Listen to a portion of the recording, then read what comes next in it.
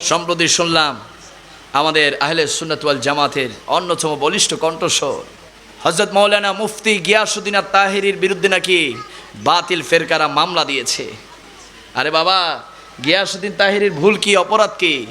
বলে সে নবীর পক্ষে হয়ে হুঙ্কার দেয়। নবীর পক্ষে হুঙ্কার দেওয়ার কারণে যদি গিয়াসউদ্দিন আত-তাহেরী মামলা খায়, আমরা জানি দিতে চাই প্রত্যেকটা সুন্নি আলেম ওলামা তোমাদের মামলা নেওয়ার জন্য প্রস্তুত আছে, ঠিক কি না? মামলা দিয়ে সুন্নি আলেমদেরকে থামানো যাবে, কারণ সুন্নি আলেমরা নবীর কদমে নিজের জীবন বিক্রি করেছে। মনে রাখবে, কেউ ঈমান বিক্রি করেছে ইরানের শিয়াদের কাছে, কেউ ঈমান বিক্রি করেছে সৌদির রিয়ালের কাছে, কেউ বা ঈমান বিক্রি করেছে আমেরিকার ডলারের কাছে, আর সুন্নিরা ঈমান দিয়েছে আমার নবীর মুস্তাফার কদম মোবারকে। ডান হাত তুলবে, ঠিক কি না? এই জন্য আমাদেরকে ভয় ভীতি দেখিয়ে লাভ আছে?